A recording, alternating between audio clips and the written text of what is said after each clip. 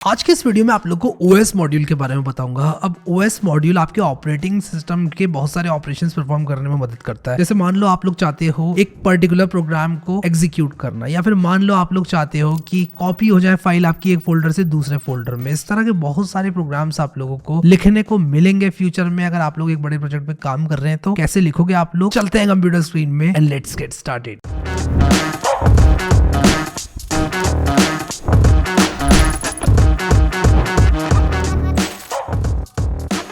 अब OS module एक built in module है पाइथन के अंदर, जो कि एक बहुत कमाल का मॉड्यूल है।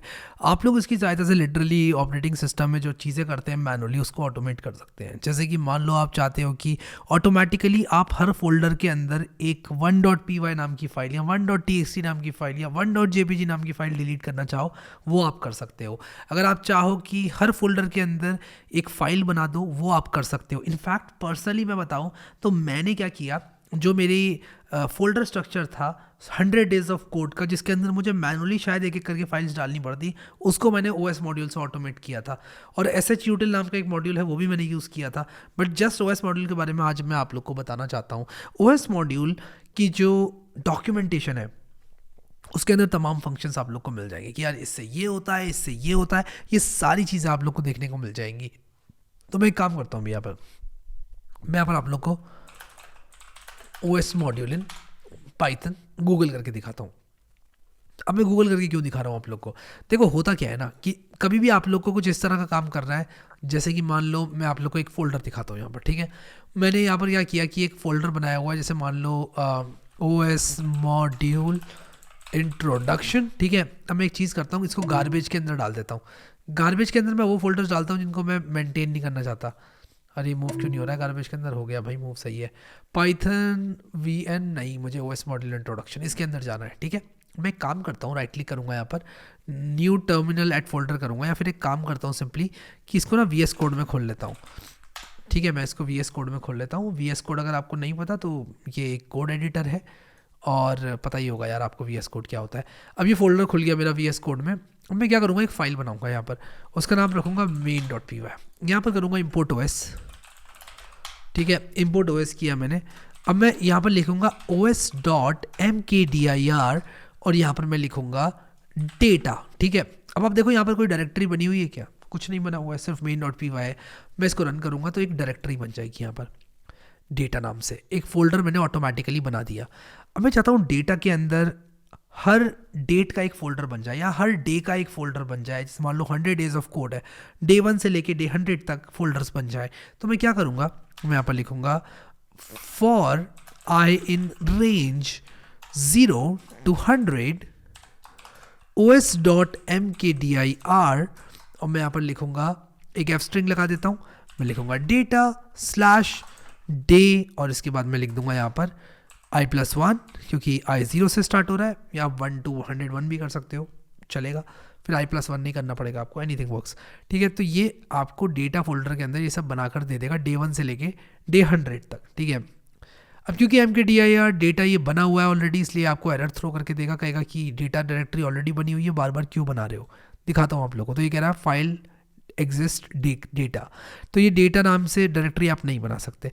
तो आप यहाँ पे एक चेक लगा सकते हैं। हम यहाँ पर कह सकते हो इफ os.path.exist। अब आपको यार हैरी भाई ये फंक्शन रटे हुए हैं क्या आपको?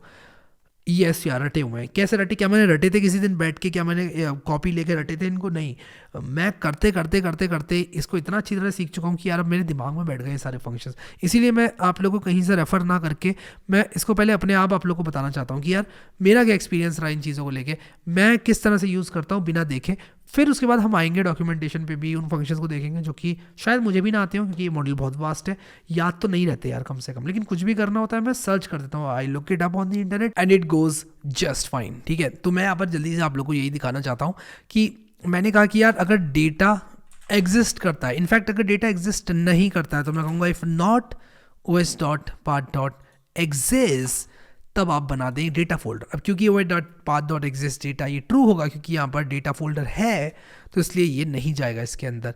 और ये क्या करेगा, डे 1 से लेकर डे 100 तक इसने in fraction of a second भी नहीं बोलना चाहिए, उससे भी कम में इसने ये फोल्डर्स बना दिए। ज़रा सोचो ये फोल्डर्स मुझे मैनुअली बनाने पड़ते, डेटा उसके अंदर डे 1 से लेकर डे 100 तक।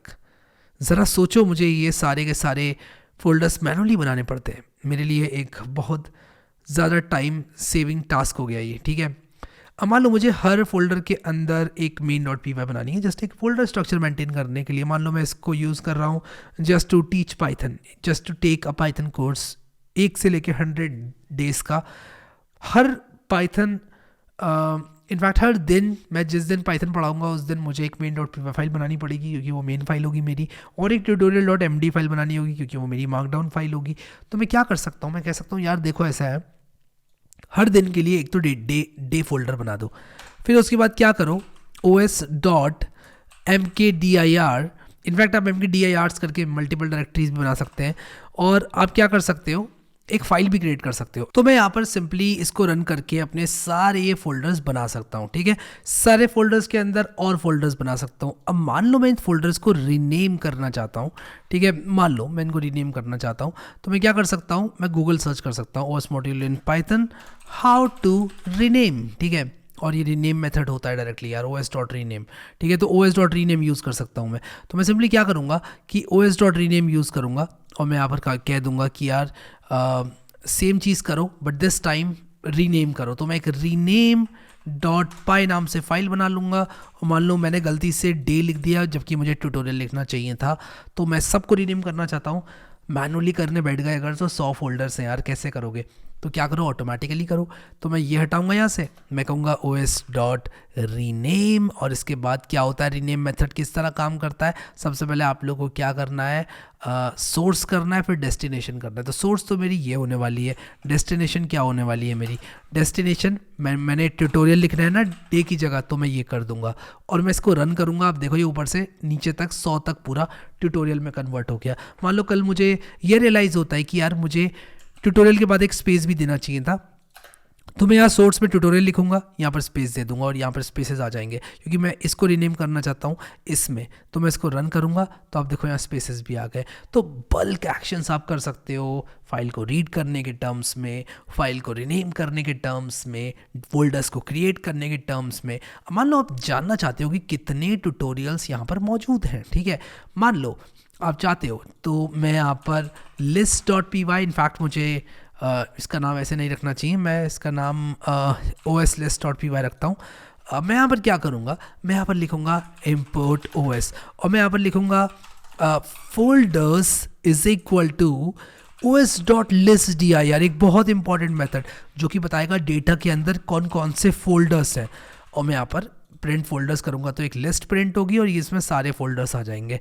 मैं यहाँ पर लिख सकता हूँ फॉर फोल्डर इन फोल्डर्स, और मैं यहाँ पर लिख दूंगा प्रिंट फोल्डर, तो सारे फोल्डर्स एक एक करके प्रिंट हो जाएंगे। मैं फर्दर क्या कर सकता हूँ, इन फोल्डर्स के अंदर जा सकता हूँ और इन फोल्डर्स के अंदर मैं जो फाइल्स हैं उनको ले सकता हूँ। फॉर एग्जाम्पल मान लो मैंने किसी फोल्डर के अंदर एक फाइल बना ली tutorial.md, ठीक है। अब मान लो मैंने लिख दिया दिस इज गुड, इस सिर्फ एक फाइल के अंदर, फोल्डर के अंदर, ट्यूटोरियल 10 के अंदर मैंने ये फाइल बनाई है।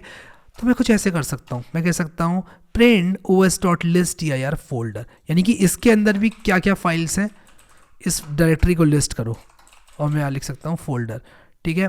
तो मैं यहाँ पर क्या करूँगा कि इसको जैसे ही रन करूँगा, आप लोग देखना यहाँ पर नो सच फाइल और directory tutorial 3, sorry about that, क्योंकि ये एरर इसलिए आया क्योंकि मुझे डेटा स्लैश फोल्डर करना होगा, क्योंकि जो पाथ है इसका यहाँ से जहाँ से स्क्रिप्ट चल रही है वहाँ से डेटा स्लैश फोल्डर है ना, यानी कि पहले हम डेटा के अंदर घुसेंगे फिर जाएंगे ना इसके अंदर।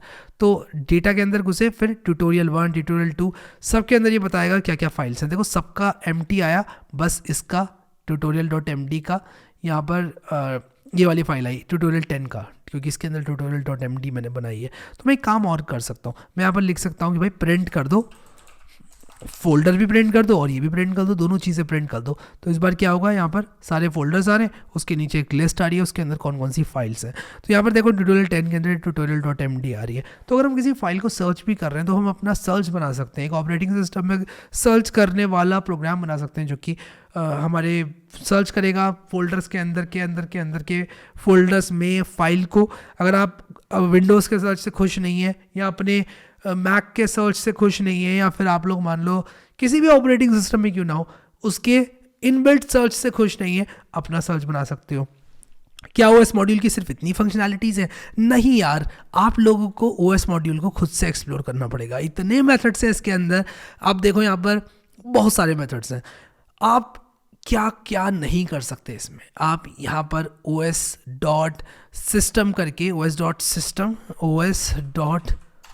सिस्टम होता है एक, ये यूज़ कर सकते हो। os डॉट सिस्टम से ये होता है कि आप कोई भी प्रोग्राम वगैरह रन कर सकते हो इसमें, ठीक है। कोई इन्होंने cmd जो कि डेट था ये कमांड रन कर दिया और ये कमांड रन हो गया कमांड प्रॉम्प्ट में, तो कोई भी कमांड रन कर सकते हो os डॉट सिस्टम का यूज़ करके। और भी बहुत सारे मेथड्स होते हैं, मैं चाहता हूँ यार आप लोग एक्सप्लोर करो इनको।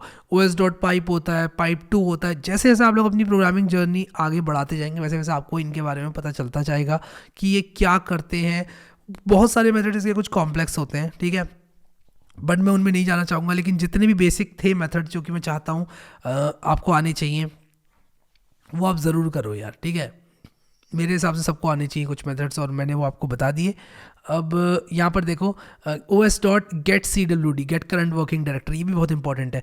इससे पता चलता है कि आप कौन सी डायरेक्टरी में है अभी। जैसे मान लो मैं प्रिंट करूँ os डॉट गेट cwd को, तो क्या होगा, मैं कौन सी डायरेक्टरी में, पता चलेगा। मैं इसको कमेंट आउट कर देता हूँ वरना बहुत सारी चीज़ें आ जाएंगी। तो देखो यहाँ पर ये एरर क्यों आ रहा है यार, ये देखो यहाँ पर ये बता रहा है कि आप इस डायरेक्टरी के अंदर हैं, ये डायरेक्टरी है जिस पे आप लोग काम कर रहे हैं अभी, जिससे आपकी फ़ाइल चल रही है। यहाँ पर अभी आपका पाइथन प्रोग्राम है, यहाँ से कोई भी फाइल है उसको देख रहा है, ठीक है।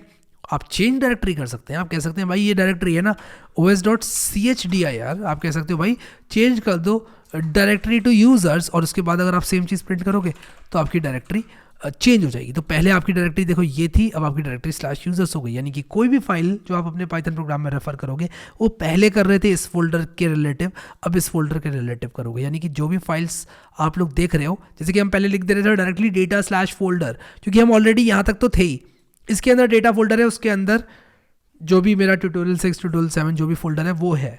लेकिन अगर मैंने ये कर दिया तो यहाँ से अब डेटा देखा जाएगा, तो ये प्रोग्राम तो फेल होगा। आपको दिखा दूंगा मैं, ये प्रोग्राम आप देखो ये नहीं चलेगा, एरर देगा, क्योंकि यहाँ पर इसको मिलेगा ही नहीं ये फोल्डर। तो आप देखो यहाँ पर मैंने क्या किया है कि folders is equal to os dot listdir data किया है, देखो यहाँ पर नो सच फाइल और फोल्डर दिखा रहा है, ठीक है। तो ये चीज़ आप लोगों को पता होनी चाहिए। अब बहुत सारी चीज़ें ऐसी हैं जो कि थोड़ी इसमें आप लोग को पढ़ने के बाद पता चलेंगी। अब जैसे कि मान लो मैं यहाँ पर लिखता हूँ os module delete a file, तो आप डिलीट कर सकते हो एक फाइल को। अब देखो स्टैक ओवरफ्लो पे आपको बहुत सारी चीज़ें मिल जाती हैं, os डॉट रिमूव कर देता है, os dot rm directory rmdir removes an empty directory, अगर एम्प्टी होगी तभी डिलीट होगी वो। sh मॉड्यूल है एक और, बिल्कुल सिमिलर तो नहीं कहूँगा, काफ़ी सिमिलर है। os मॉड्यूल की काफ़ी चीज़ें हो जाती हैं, कॉपी वगैरह हो जाता है, उससे मैंने यूज़ किया हुआ है। इनफैक्ट इस कोर्स को बनाने में भी यूज़ किया है मैंने sh मॉड्यूल। तो इस मॉड्यूल को आप यूज़ कर सकते हो एक डायरेक्टरी के सारे कंटेंट को डिलीट करने के लिए। Empty directory os dot rmdir भी रिमूव कर देगा। तो ये सारी चीज़ें हम सभी को जो है आनी चाहिए। os मॉड्यूल काफ़ी वास्ट है, गिवन मॉड्यूल का नाम लूँ तो बहुत वास्ट है, बट मैंने आप लोगों को वो सारे फंक्शंस बता दिए जो कि आपको पता होने चाहिए, जैसे कि listdir हो गया, getcwd हो गया, chdir हो गया, और listdir तो हमने देखा ही, रीनेम देखा हमने, फिर उसके बाद mkdir भी बहुत इंपॉर्टेंट फंक्शन है, बेसिक चीज़ें करने में बहुत यूज़ होगा। तो विद दैट सेड मैं एक काम करूँगा आप लोगों के लिए, ये तीनों फाइल्स जो हैं जो कि मैंने कहाँ पर बनाई हुई हैं, right click show open reveal इन फाइंडर, ओके।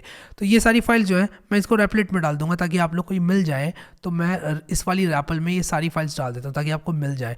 तो ये main.py, rename.py और एक और फाइल थी, कौन सी थी अभी शायद मेरे से पूछेगा, main.py already exist, yes I want to overwrite, क्योंकि main.py यहाँ पर खाली है। हाँ कूल, तो अब आपको जो है इस रैपल के अंदर मेरा सारा कोड मिल जाएगा जो मैंने लिखा है। बट मेक श्योर कि वो फोल्डर्स आपके मौजूद हैं तभी चलेगा।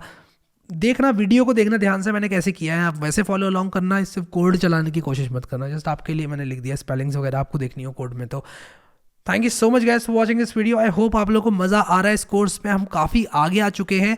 And at this point I hope कि आपने ये प्लेलिस्ट एक्सेस कर ली होगी, अगर नहीं करी है तो कर लेना यार। और एक काम करना यार कि पहले वीडियो में जाकर एक रिव्यू ज़रूर डाल देना, अब ज़रूर लिख देना नीचे कि ये कोर्स आपको कैसा लगा, 5 में से आप कितने स्टार देना चाहेंगे इस कोर्स को।